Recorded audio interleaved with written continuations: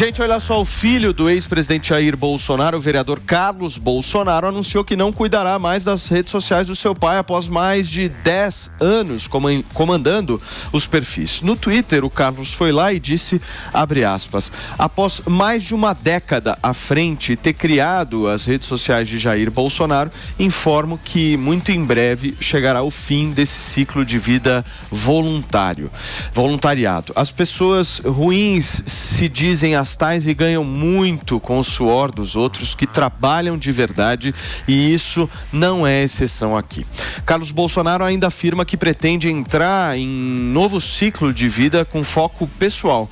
Difícil ficar sozinho anos e ser tratado de modo que nem um rato merecia. Anos de muita satisfação pessoal e tenho certeza que de muita valia para pessoas boas e também as mais ingratas e sonsas. Eita. E completa ainda o comunicado dizendo, não sairei, Fê, sem avisar. Até lá tentarei me manter como sempre, sozinho, mas com muita energia. Não acredito mais no que me trouxe até aqui, mas torço para que tudo dê certo para todos. Nada impulsivo, apenas justo e olhando para frente em uma nova fase de vida. Seguem os dias, fecha aspas, é o que diz Carlos Bolsonaro, Beraldo. Isso foi para alguém da família. Isso é uma lavação de roupa suja, hein? Isso é. Não, pra quem que você acha que foi isso aí, hein? E é interessante a gente observar. Nomes, vai, pra quem Não, que você então, acha? o que eu acho? A gente está falando de um vereador que foi uma pessoa extremamente importante na República Brasileira nos últimos 4 anos, que no final do ano passado se tornou oficialmente pai, porque ele assumiu a paternidade de uma moça que trabalhava com Jair Bolsonaro, que morava nos Estados Unidos na época e que nasceu. E ele faz toda essa lavação de roupa suja e sequer usa a justificativa de que, olha, eu hoje sou pai, eu vou me dedicar à minha filha.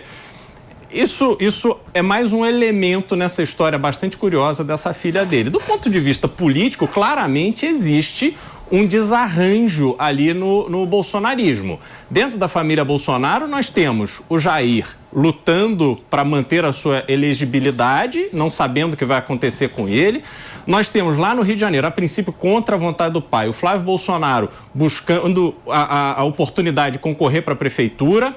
Você tem, dentro do Congresso Nacional, o Eduardo tentando estabelecer algum tipo de liderança sobre a bancada bolsonarista, e o Carlos, nessa luta toda aí, com seus problemas judiciais, porque ele sofre ali processo, acusação de rachadinha, etc. Acho que os processos dele, inclusive, são os que estão mais avançados. E há o desarranjo por falta de liderança. Então, acho que esta ausência do Jair pós-derrota foi péssima para o universo bolsonarista, mas especialmente para a família. Ô, Antônia, você concorda com essa análise que o Beraldo fez? O que eu posso dizer é que eu sei exatamente o que o Carlos está falando e não há nada pior nesse mundo do que lidar com gente sonsa. Ponto. Mas nomes, você não pode dar nomes, Antônia? Não, imagina, a gente não está falando de celebridades, não está falando de showbiz, a gente está falando disso, a gente está falando de pessoas que estão no poder desse país, entendeu? Então, há de se ter um respeito e uma parcimônia. De novo, lidar com gente sonsa é a pior desgraça que pode existir. Ô, Léo, se a gente fizer uma análise do papel que o Carlos Bolsonaro teve no governo Bolsonaro em relação à influência política, ele é muito semelhante ao papel da Janja, não é? Você sabe que, inclusive, não fica nervoso para responder. Inclusive, ele estava no carro, né, no dia da posse, e até quero esclarecer minha indignação, Paulinho, que você achou que fosse arrogância, mas não é. É porque a gente está falando de imóveis de R$197 mil que estão sendo a pauta da semana em todos os veículos, em todos os lugares, e servindo como cortina de fumaça, até porque a primeira-dama, Michele Bolsonaro, gastou só R$328 mil para reformar o seu escritório, o vice-presidente Hamilton Mourão gastou R$44 mil em uma esteira de ginástica. Então, quer dizer, é muita hipocrisia, isso cansa uma hora. Mas vamos lá, referente ao nosso querido Carluxo. Não, ele tem a mesma influência da Janja? São atores semelhantes, obviamente, com uma filha, a outra é esposa. São personagens diferentes. Sim. Mas em âmbito de influência, eu me lembro no governo Bolsonaro, o Carlos tirava ministro, colocava ministro, o Carlos cuidava do discurso do presidente da República, ele tinha talvez um papel muito mais ativo do que o da Janja, mas a Ele Janja era quase também um tá. porta-voz, não, na verdade ele era o Participava de reuniões onde a presença dele não fazia o menor sentido. Exato. Não, nesse sentido, sim. Tinham brigas dele com os ministros, vocês lembram das brigas do Carlos? Bebiano. Briga deles. Agora dele tem com a briga Michele. da Janja com o Haddad. Com o Haddad, Não, com o Rui Costa. São coisas públicas. Nesse sentido, sim, porque o Bolsonaro... Por que a Janja tá brigando tanto, hein, o Leozinho? Você pode explicar pra gente? Não, você sabe que eu acho o seguinte, assim, tem duas questões aí. Existe um componente, sim, que é machista e misógino, no sentido em que, ela não pode aparecer, é aparecida, escandalosa, quer se mostrar... beleza, eu concordo. Reclamávamos da mesma forma do Carlos. Eu concordo que ela quer se mostrar, que ela quer aparecer. E qual o problema então nisso? Concorda. Primeiro ponto, qual o problema nela querer aparecer? Essa é a minha primeira questão. Não, aparecer nenhum problema. Segundo. Mas a crítica também não era feita ao Carlos. Léo, o problema então, não é aparecer. Mas é totalmente diferente. Eu acho que todo mundo tem o direito de aparecer. Sim. O problema é deixar claro.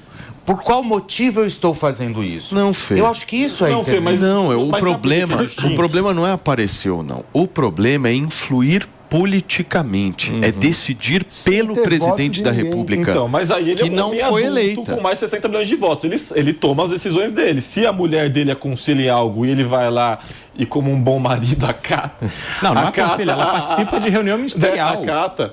O que eu acho impertinente. Agora, por que é distinto o papel do Carluxo com o papel da Janja? Porque o Carluxo, inclusive eu fico feliz, parabéns, Carluxo, né, agora que você vai cuidar da sua filhinha, da sua criança, finalmente você vai poder parar de chefiar um esquema muito complicado de redes sociais, de fake news, de gabinete do ódio. Então eu fico aliviado que o senhor vai cuidar da sua filha e vai abandonar essa chefia do gabinete do ódio. Eu fico muito aliviado. Então, nesse sentido, as funções do Carluxo e da primeira-dama Janja são distintas, porque a Janja não comete nenhum crime, porque a Janja não chefia nenhum esquema de fake news, porque a Janja não xinga, não humilha, não calunia, tributação, não ela mentiu. Pois é. Então, essa é a distinção. Dizer que agora, o consumidor não vai pagar, que vai pagar imposto.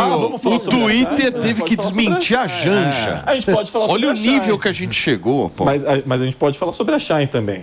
Até porque a questão da Shine já foi amplamente discutida. Nós sabemos muito bem que essas empresas fracionam seus produtos, suas entregas, em até $50. Não são as empresas que fracionam, são os consumidores que compram fracionado. Se passando por pessoas físicas, que é a isenção que hoje cobre. Então, quer dizer, as pessoas que são contra essa cobrança de imposto defendem crime. Olha pra mim. Peraí. Olha pra mim e fala o seguinte: a Janja nunca divulgou uma fake news. Você consegue afirmar isso? Eu nunca vi. Se me mostrar... Você nunca viu uma fake news da Janja? Se você me mostrar... Eu vou fazer o seguinte. Eu falo aqui agora. Eu vou fazer o seguinte.